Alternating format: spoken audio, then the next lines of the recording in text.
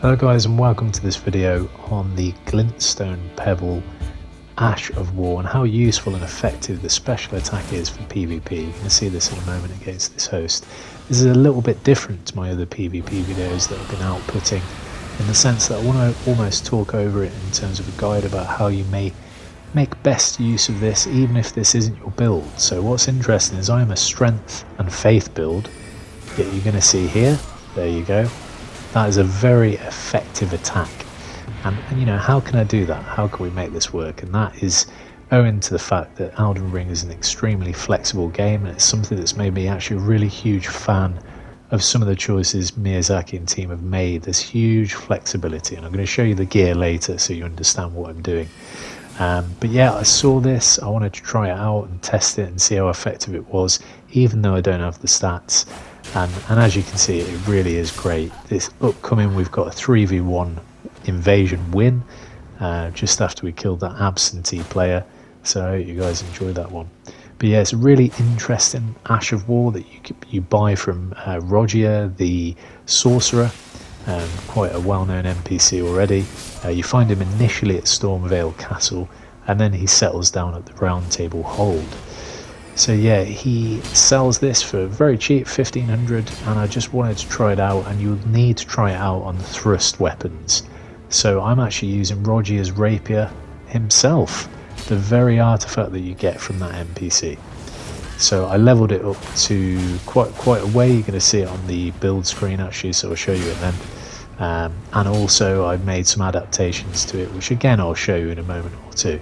Tell you what, let's make this effective and just sign out and let you watch this incredible 3v1 win.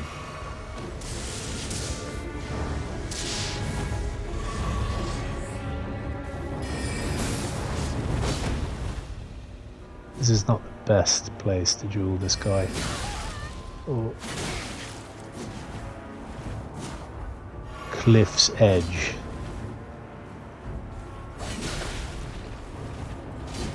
Oof.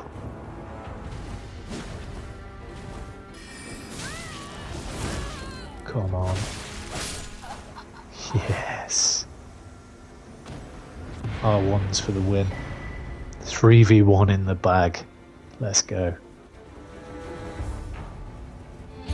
So here's the screen I'm talking about. I've converted Rogier's Rapier to plus 16. I've converted it to heavy, so it scales with my strength build in terms of damage, and of course it's equipped with the Glintstone Pebble Ash of War. I'm also increasing my intelligence with the Stargazer's Heirloom, and increasing my dexterity with Radagon's Scar Seal.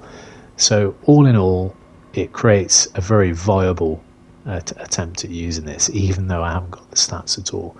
So as you'll notice, the attack with the Glintstone Pebble, you hit R1 to cast a small and not particularly damaging Glintstone cask. There it is.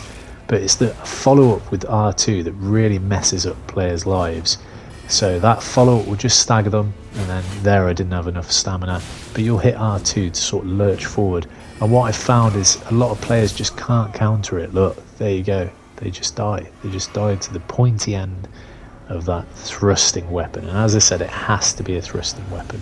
So if you want to try this out in PvP, I tried it out in Invasions. I think in duels it would go even better. It'd be really effective.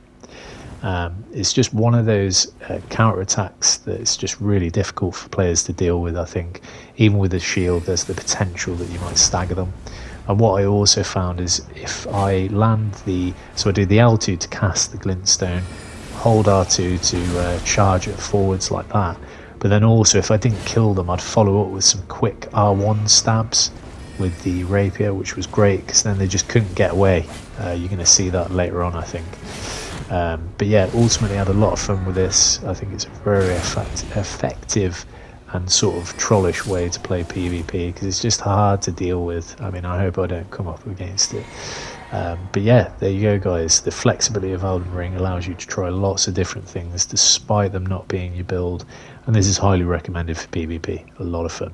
Alright guys, I'll let you enjoy the rest of this one. Thanks for watching.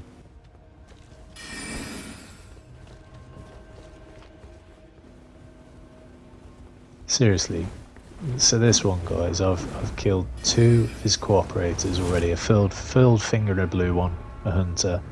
Now he's called in another hunter. I mean, this is just ridiculous. I haven't even seen the host once.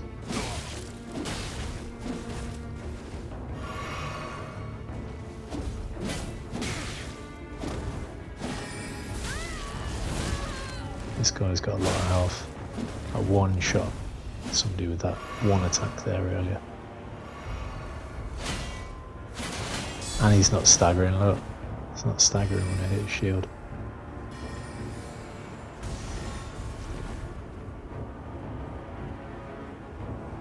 Let's whip out Egil's flame.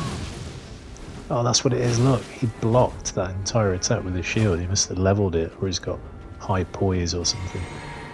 Let me know what's going on there, experts. Come on. What? He summoned another hunter, and we finally see the host. So I've killed 2 of his cooperators. Oh. I'm going for broke. I'm going for the host. Oh. I tried, guys. I tried.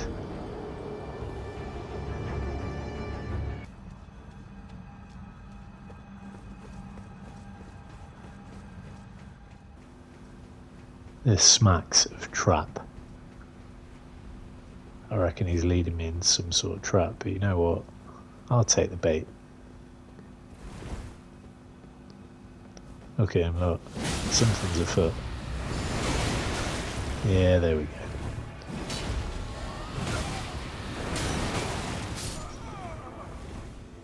Bad breath.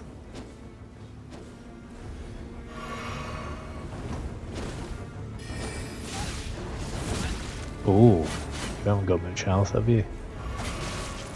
See that pokey? Poke, poke, poke. Poke you. Poke you. I flapped it from the that NPC. I thought it was coming for me. There you go.